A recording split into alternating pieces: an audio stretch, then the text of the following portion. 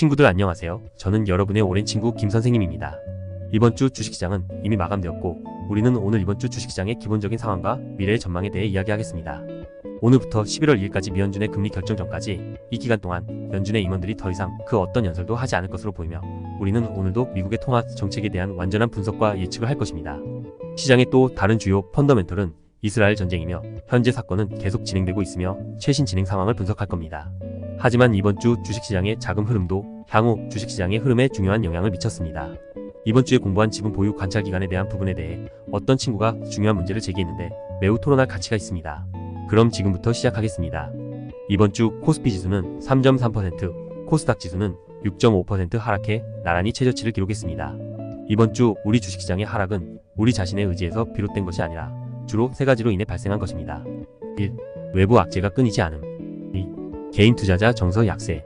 3. 사건 집중 폭발 불확실한 미래. 오늘 코스피에서는 이미 외국인 자금이 유입되기 시작했고 기관의 막판 매도가 마지막 하락을 가져왔습니다. 개미 투자자의 경우 전체 자금은 여전히 순매수 상태라고 볼 수 있지만 실제로는 하루하루의 자금 흐름을 보면 기본적으로 외국인은 하룻밤 동안의 미국 주식의 상황에 따라 먼저 결정한 후 개인 투자자들은 기본적으로 적극적으로 매수하지 않고 정서적으로 합리적인 상태이며 다른 한편으로는 더 이상 시장에 대한 기대를 갖지 않습니다.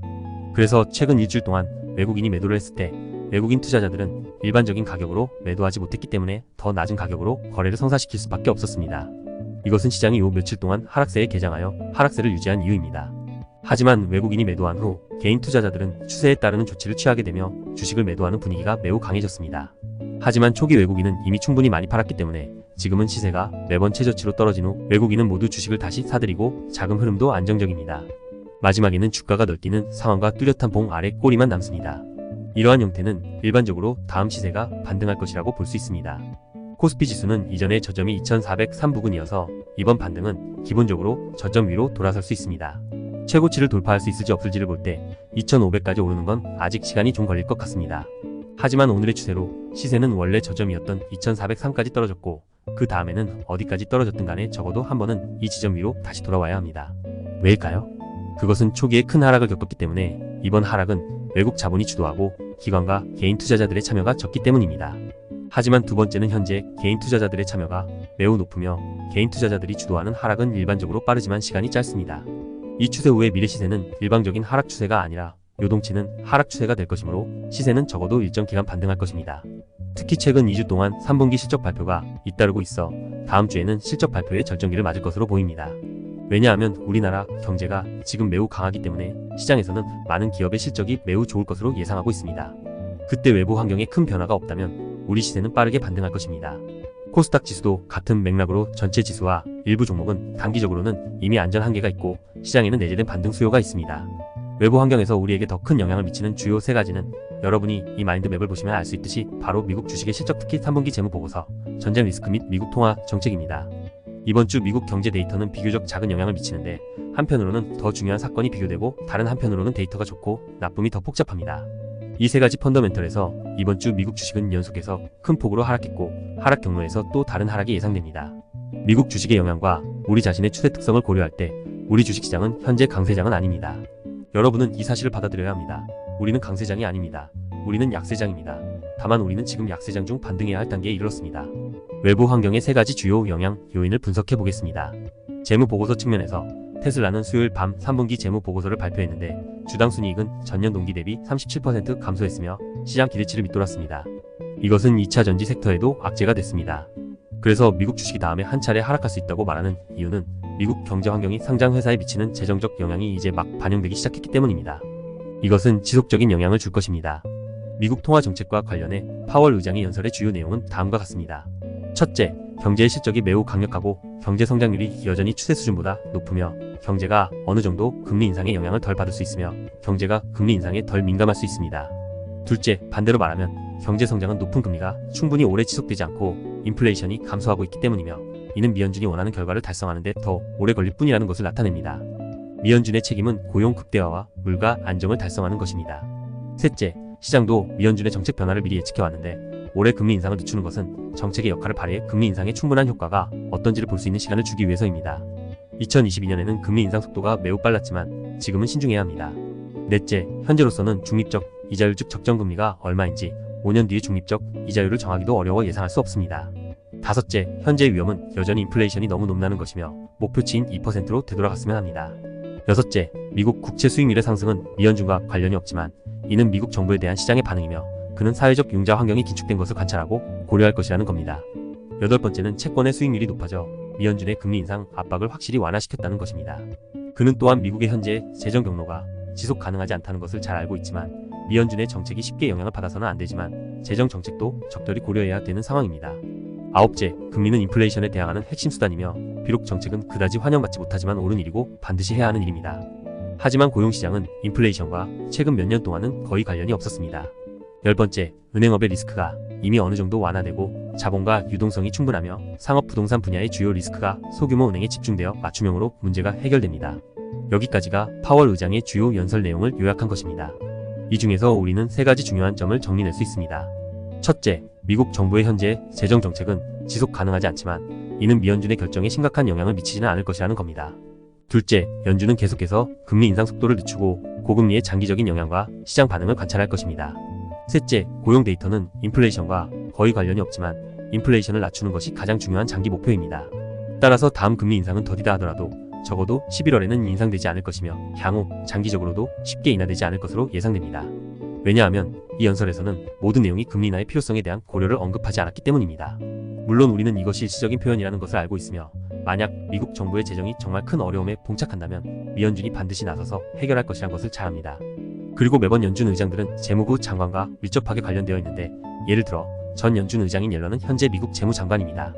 따라서 향후 장기적으로는 미국 금리의 관점에서 볼 때 우리나라 주식시장은 여전히 장기간 유동성 부족 상태일 것입니다. 시장은 여전히 오랫동안 돈이 부족할 것이지만 가장 큰 영향을 미치는 단계는 이미 지났습니다. 그 다음은 긴 시간을 통해 서서히 영향을 보여주는 것입니다. 세 번째 중요한 사건은 중동 전쟁의 최근 진전과 관련하여 미군이 이 전쟁에 휘말리게 될 수도 있다는 것입니다. 현재 전쟁은 진정한 국가 간의 공식 전쟁이 아닌 이스라엘과 테러 조직 하마스와의 싸움입니다. 명분은 테러 조직과의 싸움이지만 사실상 이스라엘이 투입하는 병력과 공격의 강도는 한 나라를 무너뜨릴 정도의 강도로 이란을 비롯한 여러 나라의 반발을 사고 있습니다. 최신 소식은 이라크와 시리아에 주둔하는 미군이 주로 드론을 이용해 현지 공격을 받았다는 것입니다. 하지만 이전을 봤을 때 이는 아마도 조직적인 반항행위라고 할 수도 있습니다. 이란은 지금 직접 나서지는 않지만 많은 힘을 모아 통일 전선을 형성하고 있습니다. 하지만 미국은 현재 바이든 미국 대통령과 중앙사령부 장성을 비롯한 모든 인사들이 이스라엘의 해군과 육군을 증파하는 등 이스라엘의 안보에도 신경을 쓰고 있습니다. 이스라엘도 현재 가자 지역에 대한 공격의 강도를 높이고 있습니다. 최근 소식은 가자 지역 지하에 큰 터널이 있는데 이스라엘이 그 터널을 완전히 파괴할 준비를 하고 있다는 겁니다. 그 이유가 그 터널이 하마스가 은폐하고 무기를 운반하는 생명선이기 때문이라고 합니다. 게다가 터널 입구가 좁고 내부가 복잡해 이스라엘의 지상 공격에 큰 어려움을 겪고 있습니다. 아마도 최근 몇 년 동안 국제 원조는 하마스가 전쟁 시설을 건설하고 무기를 구매하는데 기본적으로 사용되었을 것입니다. 현재 이스라엘은 아직 자신의 전략적 목표를 달성하지 못했습니다. 이스라엘의 공격 의지는 매우 강하며 이는 동시에 석유 가격 상승을 이끌었습니다. 석유 가격은 아직 공급 부족을 진정으로 구성하지 않았습니다. 다만 시장에 예상이 있을 뿐입니다. 이란이 이스라엘을 공격하기 시작하면 유가는 $100 이상 급등해 미국의 인플레이션에 심각한 영향을 미치고 미국의 통화 정책에 더욱 영향을 미치며 세계 증시에 큰 하락세를 이끌 것입니다. 따라서 위험 회피의 필요성 때문이든 미국 통화 정책의 직접적인 영향 때문이든 세계 증시의 추가 하락을 이끌 수 있으며 이는 지정학적 문제가 증시에 미치는 영향입니다. 전반적으로 외부 환경에는 많은 악재가 예상되고 있지만 한국 주식시장은 원래 2단계에서 반등해야 하는 정상적인 단계였습니다. 따라서 이 둘은 서로 상쇄되어 최근 얽히고 설킨 시세의 흐름을 형성한 겁니다. 따라서 이번 주의 시세를 우리가 총결산하여 보면 다음과 같습니다.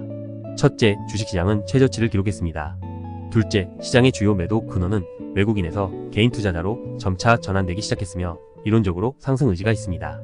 셋째, 펀더멘털의 영향 요인은 여전히 비교적 복잡하며 외부 환경이 시장 하락을 계속 주도하거나 장기적으로 상승하지 않고 있습니다. 오늘 밤과 토요일에 미국 주식 실적과 펀더멘털 진행 상황을 보고 분석하고 정리해서 일요일 저녁에 여러분께 계속 공유하도록 하겠습니다.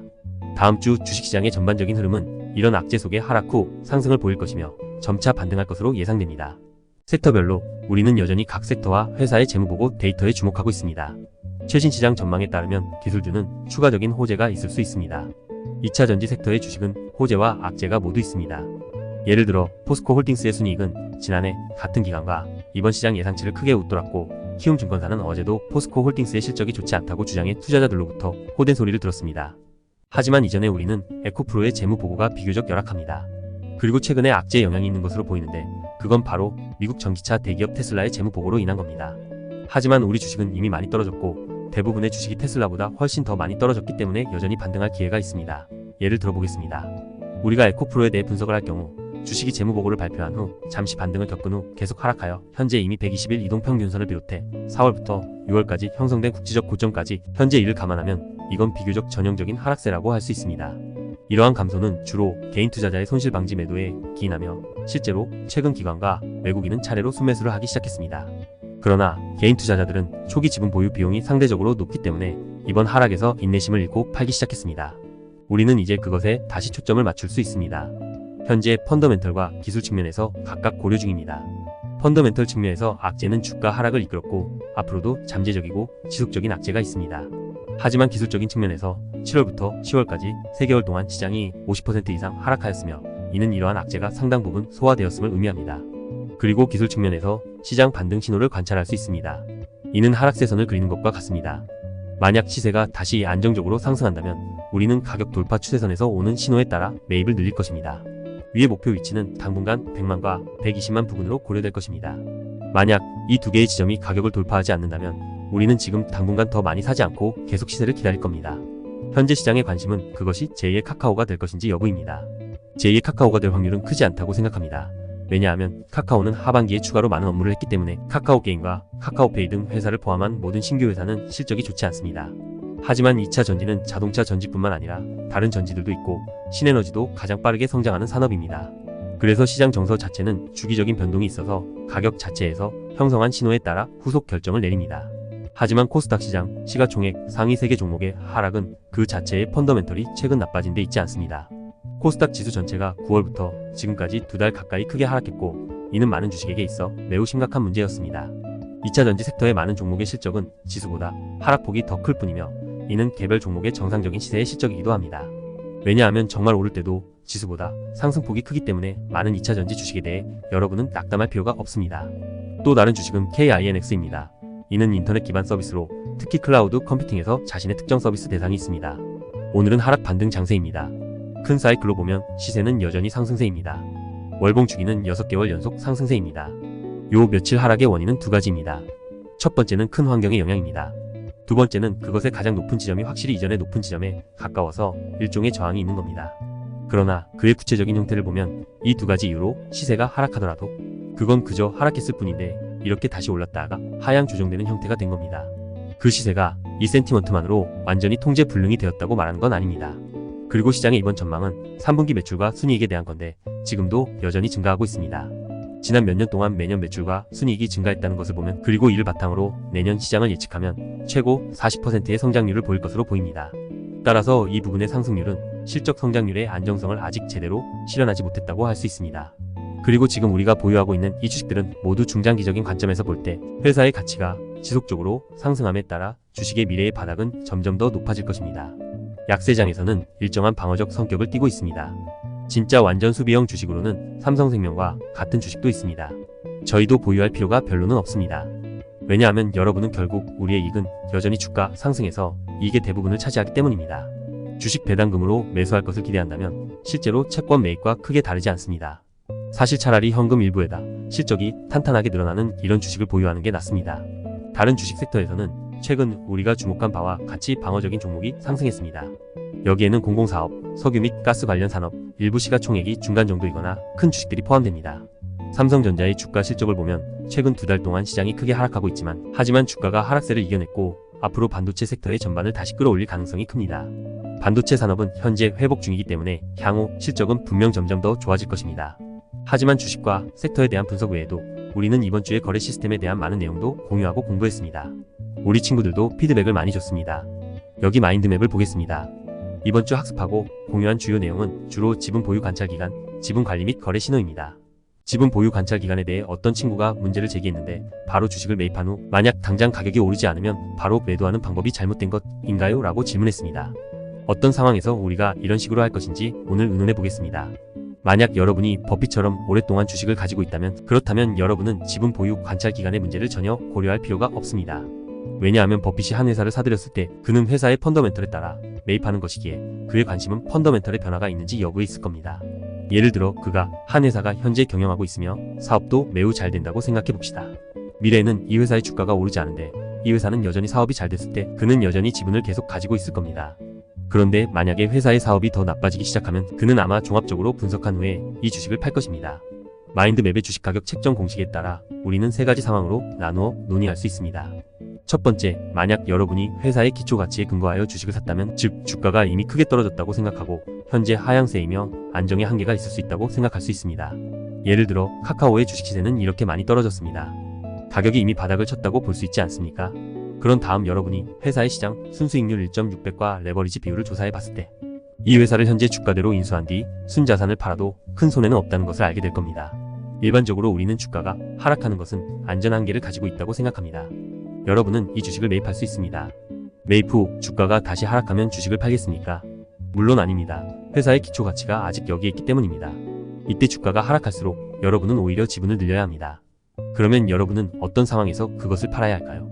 회사의 기초 가치의 변화가 생겼다는 것을 알게 되었을 때, 예를 들어 회사가 중대한 손실을 숨기고 있을 경우 그 적자를 계산해보니 회사 전체의 순자산이 마이너스일 때, 이때 우리는 더 이상 이 주식을 보유하지 않을 것입니다. 왜냐하면 회사의 가치는 이미 제로에 도달했고 아래는 안정의 한계가 없기 때문입니다. 두 번째 경우, 회사의 장기적인 성장이 점차 나아지고 있는 것을 보면 우리는 이 회사의 주식을 샀는데 어떤 상황에서 팔 수 있을까요?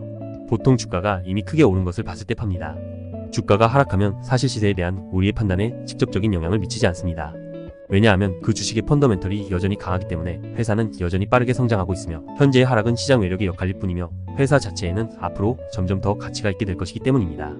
하지만 만약 우리가 회사의 성장이 가짜 명제라는 것을 알게 된다면, 예를 들어 산업이 큰 타격을 입었고 경쟁 환경이 급격히 악화되었을 경우 이때 우리는 회사의 장기적인 성장 기반이 더 이상 없기 때문에 이 주식을 매각하는 것을 고려할 것입니다. 세 번째 경우, 우리는 시장의 센티먼트 주기에 따라 주식을 한 개 매수했습니다.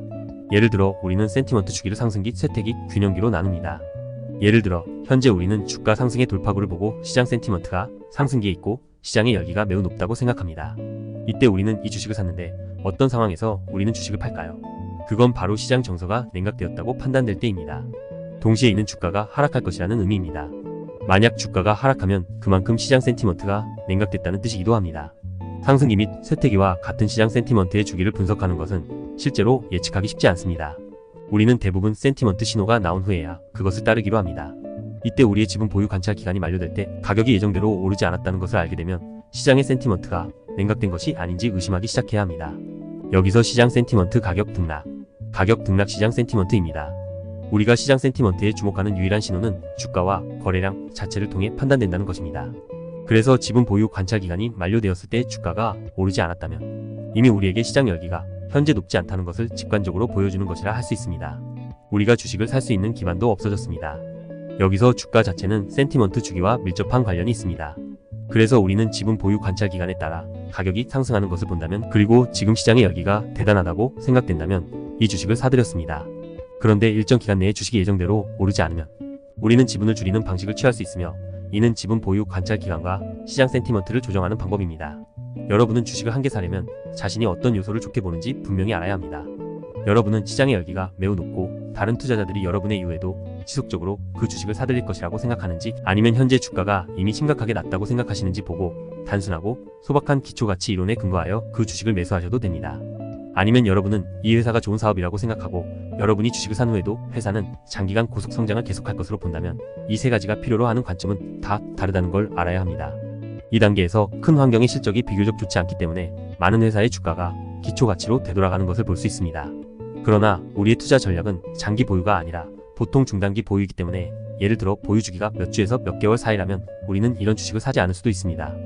회사의 장기적인 성장과 시장 센티먼트의 변동은 일반적으로 짧게는 하루에서 많게는 몇 주에서 몇 달 걸립니다.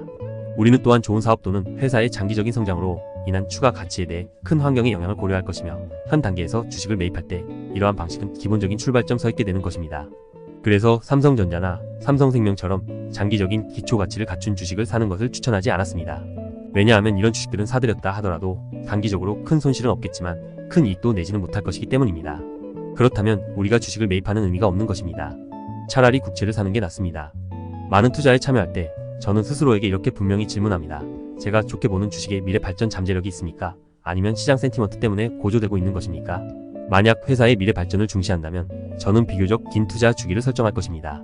만약 시장 센티먼트가 높아졌기 때문이라면 저는 보통 며칠에서 몇 주까지 관찰 기간을 설정할 겁니다. 두 가지 방식 모두 돈을 벌 수 있는 가능성이 있지만 취할 수 있는 전략이 조금 다르다는 점을 알아주셨으면 합니다. 미국 주식은 오늘 저녁에 개장하여 이번 주 마지막 거래일의 시세를 벗어날 것입니다. 오늘 저녁에는 특별히 중요한 데이터가 발표되지 않으며 우리는 미국 주요 회사의 재무보고서 발표를 계속 주시하고 관련 주식에 미치는 영향을 관찰할 것입니다. 일요일에는 다음 주에 발표될 중요한 경제 데이터와 사건, 그리고 그것이 우리의 투자에 미칠 수 있는 영향에 대해 분석하겠습니다. 또한 이번 주말에는 중동 전쟁의 최근 진행 상황에 대해 더 많은 관심을 갖고 저의 관찰과 분석을 여러분과 공유하겠습니다. 마지막으로 오늘 공유한 내용을 요약하면 다음과 같습니다. 첫째, 전체 주식시장은 비록 외부 환경에 많은 악재가 있지만 내재된 상승 모멘텀을 가지고 있습니다. 이러한 악재가 비록 주가 하락으로 이어졌지만 일부 지표는 역전될 수 있음을 시사합니다. 둘째, 우리가 현재 보유하고 있는 주식과 2차 전지 섹터에 있는 주식은 이전에 큰 폭의 하락을 겪었기 때문에 현재 반등할 수 있습니다. 우리의 전략은 기술 신호에 주목하는 것이며 일단 가격 반등에 대한 강력한 증거를 얻으면 우리는 추가로 매수할 것입니다. 반대로 증거가 부족하면 우리는 계속 기다리는 것을 선택할 것입니다. 셋째, 우리는 어떤 조건에서 지분 보유 관찰 기간을 결정할 것인지 주식을 매입할 때 원칙과 전략이 무엇인지에 대한 중요한 질문에 답했습니다. 만약 여러분이 다른 질문이 있다면 저의 조교에게 질문해주세요. 마지막으로 여러분에게 작은 숙제를 하나 남깁니다. 이번 주말에 어떤 이유로 주식을 샀는지 확인해보세요. 미래 성장, 잠재력을 잘 확인해낸 것인지 아니면 현재 시장 열기를 제대로 잘 본 것인지 제 조교에게 답을 알려주시면 됩니다. 제가 더 여러분을 위해 분석하겠습니다. 자, 오늘은 이것이 전부입니다. 일주일 동안 함께 해주셔서 감사합니다. 즐거운 주말 보내세요. 일요일에 뵙겠습니다.